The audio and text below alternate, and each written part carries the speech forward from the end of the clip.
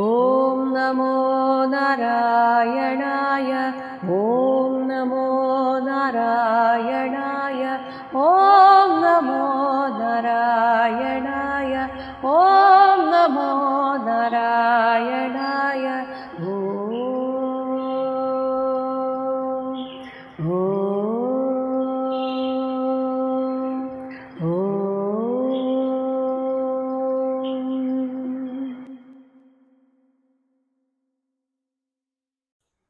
ശ്രീമദ് മഹാഭാഗവതം ഷഷ്ഠസ്കന്ധം സപ്തമോധ്യായഃ. ഏഴാമത്തെ അധ്യായത്തിൽ ദേവന്മാർ വിശ്വരൂപനെ ഗുരുവായി വരിച്ച ആ കാരണം എന്തായിരുന്നു എന്നതിനെക്കുറിച്ച് പറയുന്നു.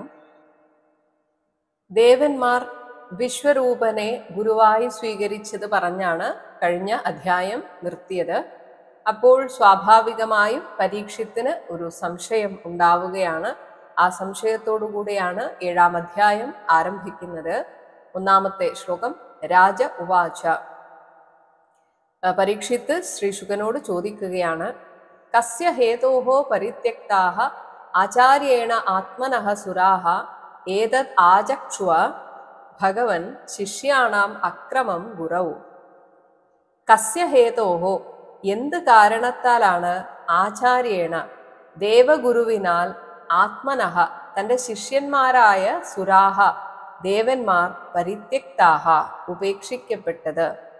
ഹേ ഭഗവൻ, അല്ലയോ ഋഷിശ്രേഷ്ഠ, ഏതത് ആചക്ഷുവ, ഇതൊന്നു വ്യക്തമാക്കി തന്നാലും.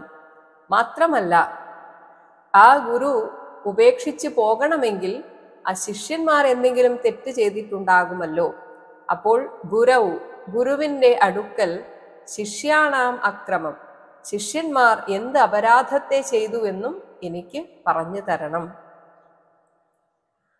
ഇനിയുള്ള ഏതാനും ശ്ലോകങ്ങൾ ഒരുമിച്ചാണ് പറയുന്നത്. ആദ്യം ഇന്ദ്രൻ ഏത് രീതിയിൽ സ്വർഗലോകത്തിരുന്നു എന്ന് പറഞ്ഞിട്ട് ആരൊക്കെയായിരുന്നു അതിന് സാക്ഷികളായിട്ടിരുന്നത് എന്ന് പറയുകയാണ്. ശ്രീശുക ഉവാച. രണ്ടാമത്തെ ശ്ലോകം. ഇന്ദ്രഃ ത്രിഭുവനൈശ്വര്യ മത ഉല്ലംഘിത സത്പഥഃ. അപ്പോൾ ഇതിൻ്റെ ഒരു അർത്ഥം പറഞ്ഞിട്ട് ഇനി മറ്റുള്ള ദേവന്മാരെ കുറിച്ചാണ് പറയുന്നത്. ത്രിഭുവന ഐശ്വര്യ മത ഉല്ലംഘിത സത്പഥഃ. മൂന്ന് ലോകത്തിൻ്റെയും ഏകാധിപത്യം കൊണ്ടുള്ള മതത്താൽ ഉല്ലംഘിത സത്പഥഃ, ശിഷ്ടാചാരങ്ങളെ മറികടന്നു. അതായത് എന്ത് ചെയ്യണമെന്ന ആചാര്യ മര്യാദയെ കൂടി മറികടക്കുന്ന രീതിയിൽ അഹങ്കാരയുക്തനായി ആ ദേവേന്ദ്രൻ.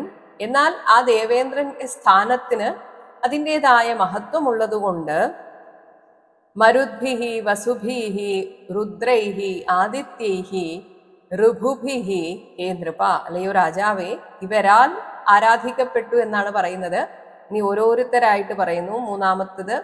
വിശ്വേദേവൈഹി ച സാധൈഹി ച നാസത്യാഭ്യാം പരിശ്രിതഃ സിദ്ധചാരണ ഗന്ധർവൈഹി മുനിഭിഹി ബ്രഹ്മവാദിഭിഹി നാല് വിദ്യാധര അപ്സരോഭിഹി ച കിന്നരൈഹി പതക ഉരകൈഹി നിഷേവ്യമാണഃ മഘവാൻ. ഇങ്ങനെ ഇവരാൽ സ്തുതിക്കപ്പെട്ട ആ ഇന്ദ്രൻ സ്തൂയമാനഃ ച ഭാരത, ഇവരാൽ സ്തുതിക്കപ്പെട്ടൊക്കെ അവിടെ ഇരുന്ന് വാണരുളിയ ആ ഇന്ദ്രനെ കുറിച്ചാണ് ഈ ശ്ലോകങ്ങളിലായിട്ട് പറഞ്ഞിരിക്കുന്നത്. അഞ്ചാമത്തെ ശ്ലോകം. ഉപഗീയമാനോ ലളിതം ആസ്ഥാന അധ്യാസനാശ്രിതഃ പാണ്ഡുരേണ ആതപത്രേണ ചന്ദ്രമണ്ഡലചാരുണ. 6. യുക്തഃ ച അന്യൈഃ പാരമേഷ്ഠൈഃ ചാമര വ്യജനാദിഭിഃ വിരാജമാനഃ പൗലോമ്യാസഃ അർദ്ധാസനയാ ഭൃശം.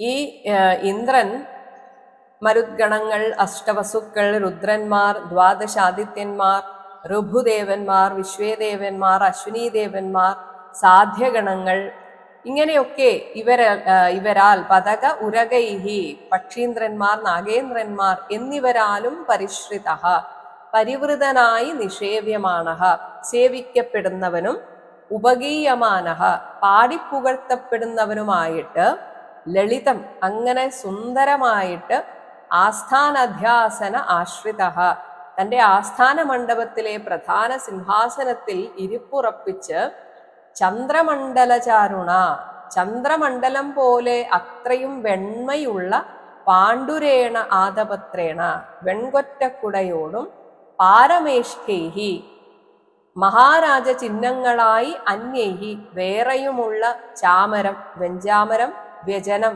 ആലവട്ടം, ആദിഭിഹി, ഇവയോടൊക്കെ കൂടി, യുക്തഃ ച, ഇവയോടൊക്കെ കൂടിയവനായി ഇന്ദ്രാണിയായിരിക്കുന്നതാണ് പൗലോമ്യാ സഹ, ഇന്ദ്രാണിയോടുകൂടി അർദ്ധാസനയ, തന്റെ പാതി ഇരിപ്പിടത്തിൽ തന്നെയാണ് ആ ഇന്ദ്രാണി ഇരിക്കുന്നത്. അങ്ങനെയുള്ള ഇന്ദ്രാണിയോടുകൂടി ഭൃശം വിരാജമാനഃ, അത്യധികം വിരാജിക്കുകയായിരുന്നു. അപ്പോൾ ഇവരൊക്കെ ആദരിക്കുന്നു, പിന്നെ ഇനി എന്നെ തോൽപ്പിക്കാൻ ആരുമില്ല. ഇങ്ങനെയാണ് ഒരു ഘട്ടം എത്തിയാൽ പൊതുവെ മനുഷ്യർക്ക് തോന്നുക. നേടേണ്ടതൊക്കെ നേടിക്കഴിഞ്ഞാൽ ഇനി തന്നെ തോൽപ്പിക്കാൻ ഒരാൾക്കും സാധിക്കില്ല, ഇനി എനിക്കൊരു പരാജയമില്ല എന്ന് നമ്മുടെയൊക്കെ മനസ്സിന് തോന്നും. ഇന്ദ്രിയങ്ങളുടെ ദേവനായ ആ മനസ്സാണ്. അപ്പോൾ മനസ്സിന്റെ ഒരു അവസ്ഥയാണ് ഇത്. ഈ ലോകത്തിൽ എല്ലാം നേടിക്കഴിഞ്ഞാൽ കഴിഞ്ഞതൊക്കെ മറന്നു പോകും. താൻ കഷ്ടപ്പെട്ടതും തന്നെ സഹായിച്ചവരെയും ഒക്കെ മറന്നിട്ട് ഇനി എന്നെ തോൽപ്പിക്കാൻ ആരുമില്ല എന്ന ഒരു അഹങ്കാരം വരുന്ന ഒരവസ്ഥയെയാണ് ഇവിടെ വർണ്ണിച്ചിരിക്കുന്നത്. അപ്പോൾ ആ അവസ്ഥ ദേവേന്ദ്രന്റെ ആ സ്ഥിതിയായിട്ട് പറഞ്ഞിരിക്കുന്നു. അങ്ങനെ ഇരിക്കെ ഒരു സമയത്ത് 7ാമത്തെ ശ്ലോകം, സഹ യഥാ പരമാചാര്യം ദേവാനാം ആത്മനഃ ചഹ ന അഭ്യനന്ദത സംപ്രാപ്തം പ്രത്യുത്ഥാന ആസനാദിഭിഹി. ഇങ്ങനെയൊക്കെ ജീവിച്ചു വരവേ യഥാ, ഒരു സന്ദർഭത്തിൽ, സംപ്രാപ്തം, തന്നെ കാണാൻ എത്തിയ, ദേവാനാം ആത്മനഃ ച, ദേവന്മാരുടെയും തന്റെയും പരമാചാര്യം, പരമഗുരുവിനെ, സഹ, ആ ഇന്ദ്രൻ, ഹ, കഷ്ടം തന്നെ, ഈ അഹങ്കാരം തലക്ക് പിടിച്ചു എന്നല്ലാതെ എന്ത് പറയാനാണ്, പ്രത്യുത്ഥാന ആസനാദിഭിഹി, എഴുന്നേറ്റാദരിച്ചിരുത്തുക മുതലായ ശിഷ്ടാചാരങ്ങളാൽ ഗുരുവിനെ ന അഭ്യനന്ദത, ബഹുമാനിക്കുകയുണ്ടായില്ല. അപ്പോൾ നമ്മുടെ കഷ്ടതകളിലൊക്കെ നമ്മെ ഉപദേശിക്കുന്ന ചില ഗുരുക്കന്മാർ എന്നല്ലെങ്കിലും ആ രീതിയിൽ നമ്മൾ ആദരിച്ചിരുന്നൊരു വ്യക്തിയെ ജീവിതത്തിൽ എല്ലാ സൗഭാഗ്യങ്ങളും വരുമ്പോൾ പുറങ്കാലുകൊണ്ട് തട്ടിയെറിഞ്ഞാൽ എന്ത് സംഭവിക്കും എന്നതിൻ്റെ ഒരു ഉദാഹരണമാണ് ഈ ഒരു കഥ. അപ്പോൾ നമ്മെ പഠിപ്പിച്ചിരുന്ന ആചാര്യന്മാർ, ഒരുപക്ഷെ അവരൊന്നും, ഇത് നമ്മുടെ സാധാരണ രീതിയുമായി പറയുകയാണ്, അല്ലാണ്ട് ദേവഗുരുവിന് ആ സ്ഥാനം എപ്പോഴും ഉണ്ട്. പക്ഷെ നമ്മെ പഠിപ്പിച്ചിരുന്ന അധ്യാപകന്മാർ അവരൊക്കെ ചിലപ്പോൾ അത്ര ഉയർന്ന നിലയിൽ ആയിരിക്കണമെന്നില്ല.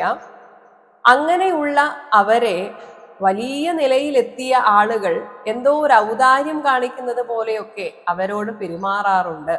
അപ്പോൾ അതൊക്കെ ഒരു ഗുരുനിന്ദയായിട്ട് വരാം. അപ്പോൾ ഇങ്ങനെയൊക്കെയുള്ള ജീവിത പാഠങ്ങളും നമ്മൾ ഇതിൽ നിന്ന് ഉൾക്കൊള്ളേണ്ടതുണ്ട്. അപ്പോൾ ദേവഗുരുവായ ബൃഹസ്പതി ആ സദസ്സിലെത്തിയിട്ട് അഹങ്കാരം കൊണ്ട് മത്തുപിടിച്ച ദേവേന്ദ്രൻ എഴുന്നേറ്റ് നിന്നില്ല എന്ന് മാത്രമല്ല, തൻ്റെ ഗുരുവിനെ ഒന്ന് സ്വീകരിച്ചിരുത്താനുള്ള മനസ്സ് പോലും കാണിച്ചില്ല. ഇനി എങ്ങനെയുള്ള ഗുരുനാഥനെയാണ് ഇത്രയധികം അവഹേളിച്ചത്? 8ാമത്തെ ശ്ലോകം, വാചസ്പതിം മുനിവരം സുരാസുര നമസ്കൃതം ന ഉച്ചചാല ആസനാത് ഇന്ദ്രഃ പശ്യന്നപി സമാഗതം.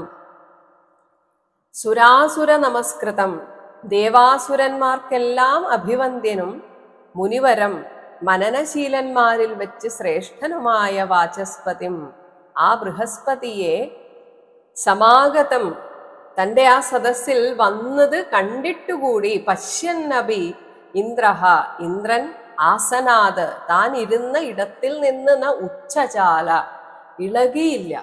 ഇങ്ങനെ ഒരാൾ അവിടെ വന്നിട്ടുണ്ട് എന്ന ആ ഒരു ചിന്ത പോലും ഇല്ലാതെ അഹങ്കാര ഉന്മത്തനായിട്ട് ദേവേന്ദ്രൻ അവിടെ തന്നെ അങ്ങനെ ഇരിക്കുകയാണ്. ഗുരു ശരിക്കു പറഞ്ഞാൽ ശാപവും അനുഗ്രഹവും കൊടുക്കാൻ കഴിവുള്ള ആളാണ്. പക്ഷെ എന്നിട്ടും തൽക്കാലം ക്ഷമിക്കുകയാണ് ബൃഹസ്പതി. പക്ഷെ അവിടെ നിന്ന് അദ്ദേഹം ഇറങ്ങിപ്പോയി. 9-ാമത്തെ ശ്ലോകം. തതോ നിർഗത്യ സഹസാ കവിഃ ആംഗിരസഃ പ്രഭുഃ ആയയൗ സ്വഗൃഹം തൂഷ്ണീം വിദ്വാൻ ശ്രീമദവിക്രിയാം. കവിഃ കാന്തദർശിയും പ്രഭുഃ ശരിക്കും ശാപവും അനുഗ്രഹവും കൊടുക്കാൻ സമർത്ഥനുമായ ആംഗിരസഃ ആ ബൃഹസ്പതി ശ്രീമദ വിക്രിയാം, ശ്രീ കൊണ്ട് ഐശ്വര്യം കൊണ്ട് മതം വന്നിട്ട് ചെയ്തു കൂട്ടിയ ആ വിക്രിയയെ കണ്ടിട്ട് വിദ്വാൻ ബോധവാനായി. ശരിക്കും ശപിക്കേണ്ടതാണ്, പക്ഷെ അദ്ദേഹം ഒന്നും മിണ്ടിയില്ല. തൂഷ്ണീം ഒന്നും ഉരിയാടാതെ തതഹ ആ സദസ്സിൽ നിന്ന് സഹസാ പെട്ടെന്ന് നിർഗത്യ ഇറങ്ങിത്തിരിച്ച് ബൃഹസ്പതിക്കായിട്ട് ഒരുക്കിയ അല്ലെങ്കിൽ അദ്ദേഹം താമസിക്കുന്ന ഒരു ഇടമുണ്ട്, അവിടേക്ക് സ്വഗൃഹം ആയയു തൻ്റെ വസതിയിലേക്ക് പോന്നു. ഒന്നും മിണ്ടിയില്ല. നീ എന്താ ഇങ്ങനെ ചെയ്തതെന്നോ അല്ലെങ്കിൽ ഒരു ശാപവാക്കോ ഒന്നും പറയാതെ ബൃഹസ്പതി അവിടെ നിന്ന് ഇറങ്ങിപ്പോയി. ചില ആളുകളുടെ മൗനം ശാപത്തെക്കാളും ദുഷ്കരമാണ്. എന്നാൽ ഗുരു ഒന്നും മിണ്ടാതെ ഇറങ്ങിപ്പോയതാണ് ഇന്ദ്രന് അടിയായത്. അതങ്ങനെയാണല്ലോ. ചില ആളുകളെ ഒന്ന് തോൽപ്പിക്കാം എന്നൊക്കെ നമ്മൾ വിചാരിക്കും, പക്ഷേ അവർ അതിന് യാതൊരു വിധത്തിലും പ്രതികരിക്കാതിരിക്കുമ്പോൾ അത് അതിലും വലിയ തിരിച്ചടിയായി നമുക്കത് മനസ്സിനെ ബാധിക്കും. അപ്പോൾ കുറച്ചു നേരം കഴിഞ്ഞപ്പോൾ ഇന്ദ്രന് മനസ്സിലായി താൻ ചെയ്തത് എത്ര വലിയ അപരാധമാണ് എന്ന്. 10-ാമത്തെ ശ്ലോകം. തർഹിയേവ പ്രതിബുദ്ധ്യ ഇന്ദ്രഃ ഗുരുഹേളനം ആത്മനഃ ഗർഹയാമാസ സദസി സ്വയം ആത്മാനം ആത്മന. തർഹിയേവ ഗുരു ഇറങ്ങിപ്പോയപ്പോഴാണ് താൻ ചെയ്തതിൻ്റെ ആ ഒരു തീക്ഷ്ണത, താൻ ചെയ്തത് എത്ര വലിയ ഗുരുതരമായ തെറ്റാണ് എന്ന് മനസ്സിലായത്. അപ്പോൾ തന്നെ ഇന്ദ്രഃ ദേവേന്ദ്രൻ ആത്മനഃ തൻ്റെ ഭാഗത്ത് നിന്നുണ്ടായ ഗുരുഹേളനം ആചാര്യ നിന്ദയെ പ്രതിബുദ്ധ്യ വീണ്ടാലോചിച്ചിട്ട് സദസി ആ ദേവസദസ്സിൽ വെച്ച് ആത്മന തന്നാൽ സ്വയം തന്നാൽ തന്നെ ആത്മാനം തന്നെ കുറിച്ച് ഗർഹയാമാസ നിന്ദിച്ചു. താൻ എന്തൊരു മണ്ടത്തരമാണ് അല്ലെങ്കിൽ അപരാധമാണ് ചെയ്തത് എന്ന് സ്വയം അവിടെ നിന്ന് കുറ്റബോധം തോന്നി. അപ്പോൾ ഇന്ദ്രൻ തന്നെത്താൻ കുറ്റപ്പെടുത്തുകയാണ്. 11-ാമത്തെ ശ്ലോകം. അഹോബത മമ അസാധുകൃതം വൈ ദഭ്രബുദ്ധിന യന്മയാ ഐശ്വര്യമത്തേന ഗുരുഹു സദസി കാത്കൃതഃ. അഹോബത എന്തൊരു കഷ്ടമാണ്. മമ കൃതം ഞാൻ ചെയ്ത ഈ പ്രവൃത്തി അസാധുവൈ ഒട്ടും നന്നായില്ല.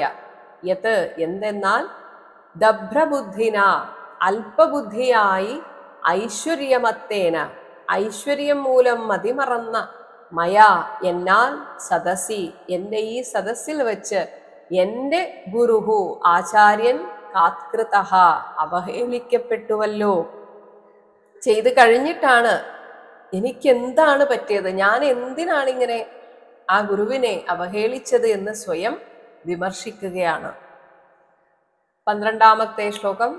കോ ഗൃധ്യേത് പണ്ഡിതോ ലക്ഷ്മീ ത്രിവിഷ്ടപതേഹേ അപി യയാ അഹം ആസുരം ഭാവം നീതഃ അദ്യ വിബുധേശ്വരഃ. പണ്ഡിതഃ അറിവുള്ള കഹ ഏതൊരാളാണ് ത്രിവിഷ്ടപതേഹേ സ്വർലോകപതിയുടെ ആയാൽ പോലും അഭി ലക്ഷ്മീം ഗൃധ്യേത് ഐശ്വര്യത്തെ ആഗ്രഹിക്കുന്നത്. അറിവുള്ള ഒരാൾക്ക് ഇത്തരത്തിലുള്ള ഐശ്വര്യം അതൊക്കെ വെറുതെയാണെന്ന് അറിയാം.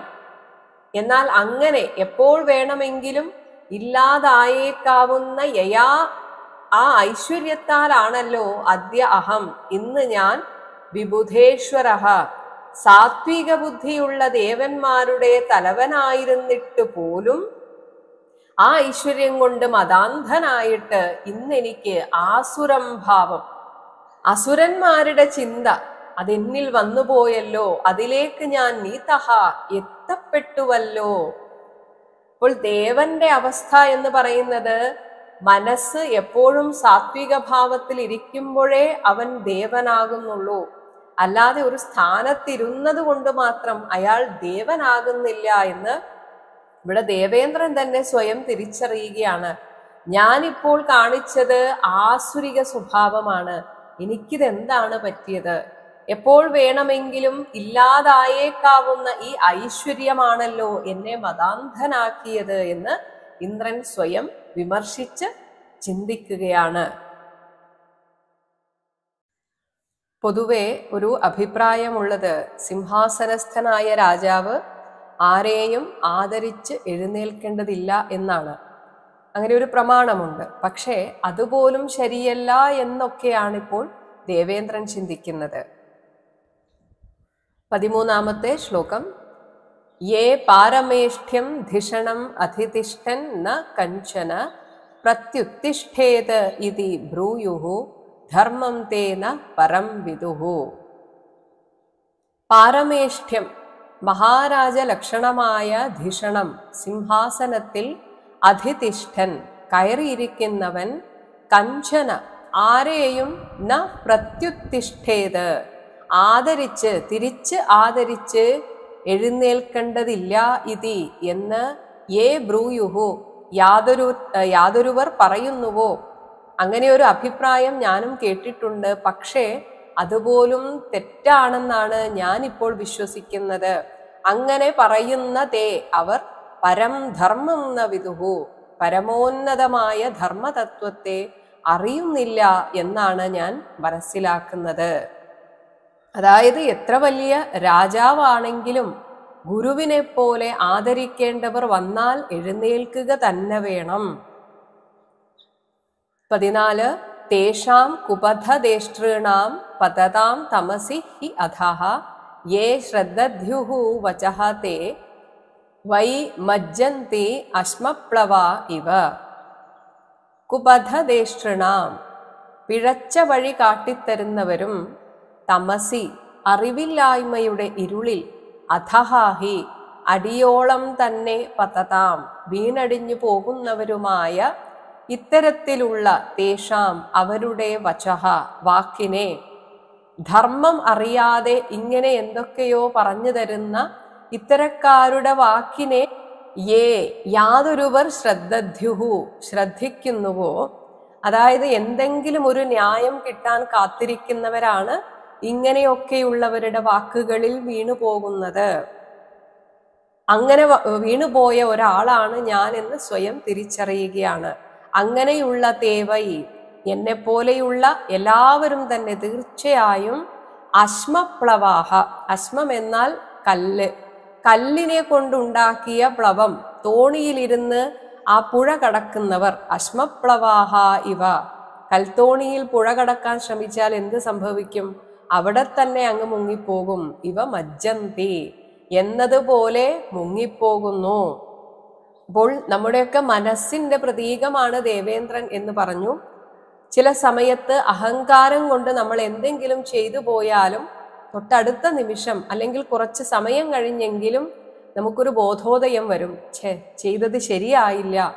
അപ്പോൾ മനസ്സിന് ഉണ്ടാകുന്ന വികാര വിചാരങ്ങളാണ് ഈ കാണിക്കുന്നത്.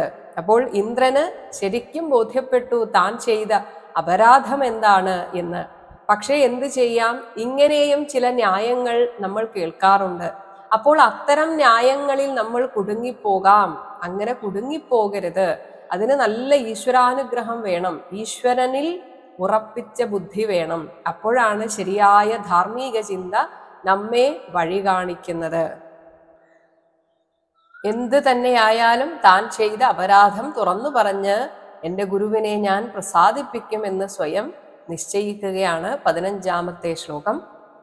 അഥ അഹം അമരാചാര്യം അഗാധധിഷണം ദ്വിജം പ്രസാദയിഷ്യേ നിശഠഃ ശീർഷ്ണ തച്ചരണം സ്പൃശൻ. അഥ അഹം, ആകയാൽ, കുറ്റബോധം തോന്നിയതിനാൽ ഞാൻ, ദ്വിജം, ബ്രാഹ്മണനും, അഗാധധിഷണം, അതിബുദ്ധിമാനുമായ ഞങ്ങളുടെ അമര ആചാര്യം ദേവഗുരുവിനെ നിശഠഃ, ഷാഠ്യമില്ലാതെ, മനസ്സിൻ്റെ ആ ഒരു ഷാഠ്യബുദ്ധി ഞാനിതാ വിടുകയാണ്. അങ്ങനെ ഒരു മടിയും ഇല്ലാതെ ശീർഷ്ണ എൻ്റെ ശിരസ്സിനാൽ തച്ചരണം സ്പൃശൻ, എൻ്റെ ഗുരുവിൻ്റെ തൃപ്പാദത്തെ സ്പർശിച്ചുകൊണ്ട് ഞാൻ പ്രസാദയിഷ്യേ, പ്രസാദിപ്പിച്ചേക്കാം എന്ന് ഒരു ദൃഢനിശ്ചയത്തിൽ എത്തുകയാണ് ദേവേന്ദ്രൻ. എന്നാൽ ഇങ്ങനെയൊക്കെ ദേവേന്ദ്രൻ ചിന്തിച്ചു വരുമ്പോഴേക്കും സമയം അതിക്രമിച്ചിരുന്നു. ദേവഗുരു അപ്പോഴേക്കും തൻ്റെ സ്വമായാവൈഭവത്താൽ, യോഗവൈഭവത്താൽ അവിടെ നിന്ന് മറഞ്ഞിരിക്കുകയാണ്. 16 ഏവം ചിന്തയതഃ തസ്യ മഘോനോ ഭഗവാൻ ഗൃഹാത് ബൃഹസ്പതിഃ ഗതഃ അദൃഷ്ടാം ഗതിം അധ്യാത്മവിദ്യയാ.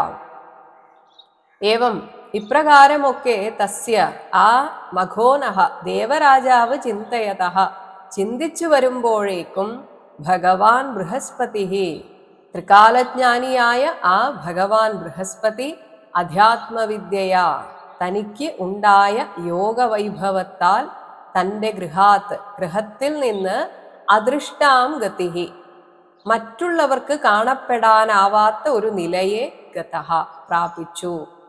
അപ്പോൾ ചില കാര്യങ്ങൾ ചെയ്തു കഴിഞ്ഞിട്ട് കുറ്റബോധം തോന്നിയിട്ടോ പ്രായശ്ചിത്തം ചെയ്യാം എന്ന് വിചാരിച്ചിട്ടോ കാര്യമില്ല. അതുകൊണ്ടാണ് എപ്പോഴും ശ്രദ്ധയോടെ ഇരിക്കണം, വിവേകബുദ്ധിയോടെ ഇരിക്കണം, അഹങ്കാരം വരാനേ സമ്മതിക്കരുത്. നിരന്തരം നമ്മുടെ മനസ്സിനെ കഴുകിക്കൊണ്ടിരിക്കണം എന്ന് പറയുന്നത് അതുകൊണ്ടാണ്. ഒരു തെറ്റ് ചെയ്തിട്ട് അവരോട് മാപ്പ് പറയാം എന്ന് വിചാരിക്കരുത്. അത് മഹത്വം തന്നെയാണ് അങ്ങനെ ചെയ്യാൻ തോന്നുന്നത്. പക്ഷേ അതിലും വലിയ മഹത്വമാണ് തെറ്റ് ചെയ്യാതിരിക്കുക എന്നത്. ആരോടും അപമര്യാദയായി പെരുമാറാതിരിക്കുക എന്നതിലാണ് നമ്മുടെ ശ്രദ്ധ വേണ്ടത്. കാരണം ചില കാര്യങ്ങൾ കൈവിട്ടു പോയാൽ പിന്നെ പോയത് തന്നെയാണ്. 17ാമത്തെ ശ്ലോകം. ഗുരോഹോ ന അധിഗതഃ സപ്ഞാം പരീക്ഷൻ ഭഗവാൻ സ്വരാട് ധ്യായൻ ധിയാ സുരൈഃ ഉക്തഃ ശർമ്മ ന അലഭത ആത്മനഃ. അപ്പോൾ ഈ ഗുരുവിന്റെ ഗൃഹത്തിൽ എത്തിയപ്പോൾ ദേവേന്ദ്രൻ ഗുരുവിനെ കാണുന്നുണ്ടായിരുന്നില്ല. അദ്ദേഹം അവിടെയുണ്ട്, പക്ഷെ ദേവേന്ദ്രന് കാണാൻ സാധിക്കുന്നുണ്ടായിരുന്നില്ല. അപ്പോൾ തൻ്റെ ഗുരു എവിടെ പോയി? അങ്ങനെ ഗുരോഹോ സപ്ഞാം, ഗുരു എവിടെ എന്ന് അറിയാനുള്ള ഒരു പോംവഴി പരീക്ഷിച്ചിട്ടുകൂടിയും ന അധിഗതഃ കണ്ടെത്തുവാൻ സാധിക്കാതെയായ സ്വരാട്ട്, സ്വയം പ്രകാശിക്കാൻ കഴിവുള്ളത്, അതാണ് സ്വരാട്ട് എന്ന വാക്കിന് അർത്ഥം. അങ്ങനെയുള്ള ആളാണ് ദേവന്മാർ. ദിവ് എന്നതിന് പ്രകാശം എന്നാണ് അർത്ഥം. അപ്പോൾ അങ്ങനെയുള്ള ആ ദേവേന്ദ്രൻ ധിയാധ്യായൻ തൻ്റെ മനസ്സുകൊണ്ട് ഭഗവാനെ ചിന്തിച്ചു. അതായത് തൻ്റെ ഗുരുവിനെ കുറിച്ച് ചിന്തിച്ചുകൊണ്ട് സുരൈഹി യുക്തഃ ദേവന്മാരോട് കൂടിയിരുന്ന് അങ്ങനെ കുറെ സമയം ഇരുന്നിട്ടും ആത്മനഃ തൻ്റെ മനസ്സിന് ശർമ്മ ഒരു സൗഖ്യം ന അലഭത ലഭിച്ചില്ല. അപ്പോൾ കുറച്ചു നേരം ദേവേന്ദ്രനും അല്പസ്വല്പം യോഗവിദ്യയും ഒക്കെ അറിയാം. അപ്പോൾ അത് വെച്ച് ധ്യാനിച്ചു നോക്കി ഗുരു എവിടെയാണ് ഉള്ളത് എന്ന്. പക്ഷെ ഒരു എത്തും പിടിയും കിട്ടിയില്ല. അതുകൊണ്ട് തന്നെ മനസ്സിന്റെ സൗഖ്യവും ഇല്ലാതെയായി. ദേവന്മാർക്ക് എല്ലാ അനുഗ്രഹത്തെയും ചൊരിഞ്ഞുകൊണ്ടിരുന്ന ദേവഗുരു അപ്രത്യക്ഷനായി എന്ന വാർത്ത അറിയേണ്ട താമസം ഈ ദേവന്മാരെ ആക്രമിക്കാൻ തക്കം പാർത്തിരുന്ന അസുരന്മാർ അപ്പോൾ തന്നെ അവരെ ആക്രമിച്ചു. അപ്പോൾ ഇതിനർത്ഥം എന്താണ്? നമ്മുടെ മനസ്സ് സാത്വികമായ വഴിയെ ഉപേക്ഷിക്കുമ്പോൾ, നമ്മുടെ ഉള്ളിലിരുന്ന് മനസാക്ഷിയായ ഈശ്വരൻ ഗുരുനാഥൻ നമുക്ക് വഴികാട്ടുമ്പോൾ അതിനെ അവഗണിച്ചുകൊണ്ട് അഹങ്കാരത്തോടെ നമ്മൾ നമ്മുടെ ഇഷ്ടത്തിന് പ്രവർത്തിക്കുമ്പോൾ ജീവിതത്തിൽ പ്രശ്നങ്ങൾ വരുന്നതാണ് എന്നാണ് ഇതിനർത്ഥം. അസുരന്മാർ ദേവന്മാരെ ആക്രമിച്ചതിനെ കുറിച്ചാണ് 18ാമത്തെ ശ്ലോകത്തിൽ പറയുന്നത്. തത് ശ്രുത്വാ ഏവ അസുരാഹ സർവേ ആശ്രിത്യ ഔശനസമ്മതം ദേവാൻ പ്രതി ഉദ്യമം ചക്രുഹു ദുർമദ ആതതായിനഃ. ദേവന്മാരുടെ ഗുരു അവിടെ ഇല്ല, അപ്രത്യക്ഷനായി, ഇപ്പോൾ അവർ നിരാലംബരാണ് എന്ന വാർത്തയെ തത് ശ്രുത്വായേവ, ഇത് കേട്ടതും അസുരാഹ, അസുരന്മാർ സർവേ എല്ലാവരും അവരുടെ ഗുരുവായ ഔഷനസം, ശുക്രാചാര്യരുടെ മതം അഭിപ്രായത്തെ ആശ്രിത്യ അവലംബിച്ചിട്ട് ആതതായിനഹ ആയുധമേന്തിക്കൊണ്ട് ദേവാൻ പ്രതി ദേവന്മാർക്കെതിരെ ഉദ്യമം ചക്രുഹു യുദ്ധോദ്യമം ചെയ്തു. അപ്പോൾ നമ്മുടെ ഉള്ളിലെ മനസാക്ഷിയെ നമ്മൾ നിരാകരിക്കുമ്പോൾ പിന്നെ അവിടെ വരുന്നത് ആസുരിക ശക്തികളാണ്. അവർ നമ്മുടെ മനസ്സിനെ കീഴ്പ്പെടുത്തിക്കൊണ്ട് നമ്മുടെ മനസ്സിന്റെ സ്വസ്ഥതയെ ഇല്ലാതാക്കുന്നു. അതാണ് ദേവേന്ദ്രൻ ആ സിംഹാസനത്തിൽ നിന്ന് നിഷ്കാസിതനാവുന്നു എന്ന് പറയുമ്പോൾ മനസ്സിന്റെ മുകളിലുള്ള നമ്മുടെ അധികാരം, നമ്മുടെ നിയന്ത്രണം നമുക്ക് നഷ്ടപ്പെടുന്നു. അപ്പോൾ സ്വസ്ഥത ഇല്ലാതാകുന്നു. 19ാമത്തെ ശ്ലോകം. തൈഹി വിസൃഷ്ട ഇഷുഭിഹി തീക്ഷ്ണൈഹി നിർഭിന്ന അംഗ ഊരു ബാഹവഃ ബ്രഹ്മാണം ശരണം ജഗ്മുഹു സഹ ഇന്ദ്രാഹ നത കന്ധരാഹ. തൈഹി അവരാൽ, തീക്ഷ്ണൈഹി പ്രയോഗിക്കപ്പെട്ട കൂർത്ത, വിസൃഷ്ടം പ്രയോഗിക്കപ്പെട്ട, ഇഷുഭിഹി ശരങ്ങൾ കൊണ്ട്, ഈ അസുരന്മാരാൽ പ്രയോഗിക്കപ്പെട്ട കൂർത്ത ശരങ്ങൾ കൊണ്ട്, നിർഭിന്നം നിശേഷം തകർന്നുപോയ അംഗം ശരീരവും, ഊരു ബാഹവഹ തലയും തുടയും കൈകളും ഒക്കെ തകർന്നുപോയ ദേവന്മാർ, നതകന്ധരാഹ എല്ലായിടത്തും മുറിവേൽപ്പിക്കപ്പെട്ടു.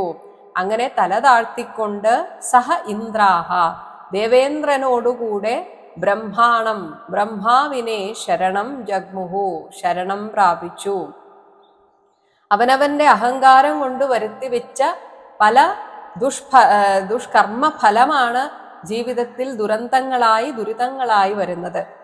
ആ സമയത്താണ് നമ്മൾ ഈശ്വരനെ ശരണം പ്രാപിക്കുന്നത്. എന്നെ രക്ഷിക്കണമേ എന്ന് പറഞ്ഞ് ശരണം പ്രാപിക്കുന്നു. ഇതേപോലെ ആ ദേവന്മാർ എല്ലാവരും ആസകലം മുറിവേൽക്കപ്പെട്ടിട്ട് ഇനി വേറെ നിവൃത്തിയില്ല എന്ന് കണ്ടപ്പോൾ ദേവേന്ദ്രനോടുകൂടി ബ്രഹ്മാവിനെ ശരണം പ്രാപിച്ചു. 20ാമത്തെ ശ്ലോകം. താൻ തഥാ അഭ്യർത്ഥിതാൻ വീക്ഷ്യ ഭഗവാൻ ആത്മഭൂഹു അജഃ കൃപയാ പരയാ ദേവ ഉവാച പരിസാന്ത്വയൻ. ഭഗവാൻ സകല ജ്ഞാനനിധിയും ആത്മഭൂഹു സ്വയം ജാതനുമായ അജഃ ബ്രഹ്മദേവൻ, അജഹദേവഃ ബ്രഹ്മദേവൻ, തഥാ തൻ്റെ മുന്നിൽ ആ വിധത്തിൽ അഭ്യർത്ഥിതാൻ പീഡിതന്മാരായി വന്ന് നിൽക്കുന്ന താൻ വീക്ഷ്യ അവരെ കണ്ടിട്ട് പരയാ കൃപയാ അത്യധികമായ കാരുണ്യത്തോടെ പരിസാന്ത്വയൻ ആശ്വാസമേകിക്കൊണ്ട് ഇപ്രകാരം ഉവാച പറഞ്ഞു. അപ്പോൾ ദേവന്മാരുടെ ഒരു പ്രത്യേകത, ഇടക്കൊക്കെ ഒന്ന് അഹങ്കാരം വന്നാലും തിരിച്ചറിവ് വരും. അതുകൊണ്ട് ഈശ്വര വിശ്വാസമുള്ള ദൈവീക ബുദ്ധി ഉള്ളവരിൽ കാരുണ്യമുണ്ടാകും. ഒന്ന് ശരണം പ്രാപിച്ചാൽ മതി. ഭഗവാനെ, എൻ്റെ കയ്യിലിരിപ്പ് കൊണ്ട് എനിക്ക് എന്തൊക്കെയോ ദുരിതങ്ങൾ വന്നുപെട്ടു, എന്നെ ഇതിൽ നിന്ന് പുറത്തു കടക്കാൻ സഹായിക്കണമെന്ന് ശരണം പ്രാപിക്കുമ്പോൾ ആ ഈശ്വരന് അല്ലെങ്കിൽ ഗുരുവിന് നമ്മോട് കാരുണ്യമുണ്ടാകും. അപ്പോൾ ആ ഗുരു അല്ലെങ്കിൽ ആ ഗുരുസ്ഥാനത്തിരിക്കുന്ന ആൾ അപ്പോൾ ആരെയാണോ നമ്മൾ ശരണം പ്രാപിക്കുന്നത് അവർ നമുക്ക് വേണ്ട വഴി പറഞ്ഞു തരും. ബ്രഹ്മോവാച ബ്രഹ്മാവ് പറഞ്ഞു. 21ാമത്തെ ശ്ലോകം. അഹോബത സുരശ്രേഷ്ഠ ഹി അഭദ്രം വഹ കൃതം മഹത് ബ്രഹ്മിഷ്ഠം ബ്രാഹ്മണം ദാന്തം ഐശ്വര്യാത് ന അഭ്യനന്ദത. അഹോബത കഷ്ടം, സുരശ്രേഷ്ഠാഹ അല്ലയോ ദേവശ്രേഷ്ഠന്മാരെ, വഹ കൃതം നിങ്ങളുടെ പ്രവൃത്തി മഹത് അഭദ്രം ഹി വലിയ മോശമായിപ്പോയി. നിങ്ങളിപ്പോൾ എന്നെ ശരണം പ്രാപിച്ചു, അതിനാൽ നിങ്ങളോട് കാരുണ്യമൊക്കെ ഉണ്ട്, എന്നാലും നിങ്ങൾ ചെയ്തത് മഹാ അപരാധമാണ്. ഐശ്വര്യാത് ഐശ്വര്യം നിമിത്തം ബ്രഹ്മിഷ്ഠം ഒരു ബ്രഹ്മജ്ഞാനിയെയാണ് നിങ്ങൾ അപമാനിച്ചത്. ബ്രാഹ്മണം ഒപ്പം ഭഗവാനെ ഈശ്വരനെ അറിഞ്ഞയാളാണ് ബ്രാഹ്മണൻ. അങ്ങനെ ബ്രാഹ്മണനും ദാന്തം ജിതേന്ദ്രിയനുമായ ഗുരുവിനെ നിങ്ങളുടെ ഐശ്വര്യം കാരണം ന അഭ്യനന്ദത ആദരിച്ചില്ല. അങ്ങനെ ചെയ്യാനുള്ള ആ വിവേകബുദ്ധി നിങ്ങൾക്ക് നഷ്ടപ്പെട്ടതാണ് നിങ്ങളുടെ ഈ പ്രശ്നങ്ങൾക്കൊക്കെ കാരണം. അപ്പോൾ ഇതിപ്പോൾ ചെയ്തു കഴിഞ്ഞതിൻ്റെ തുടർച്ചയായിട്ടാണ് പറഞ്ഞത്. അതുകൊണ്ട് അവർക്ക് കാര്യം മനസ്സിലാകും. പക്ഷെ നമ്മുടെ പ്രശ്ന സമയത്ത് ഒരു ജ്യോതിഷിയെ കാണാൻ പോയാൽ അവർ ഒരിക്കലും നിങ്ങളുടെ പൂർവജന്മ കർമ്മഫലമാണെന്നൊന്നും പറയില്ല. അപ്പോഴാണ് ഗ്രഹബാധയാണ്, സമയം നല്ലതല്ല എന്നൊക്കെ പറയുന്നത്. എന്താണ് ചീത്ത സമയം? നമ്മൾ ചെയ്ത ദുഷ്കർമ്മത്തിന്റെ ഫലം വരുന്ന സമയമാണ് ചീത്ത സമയം.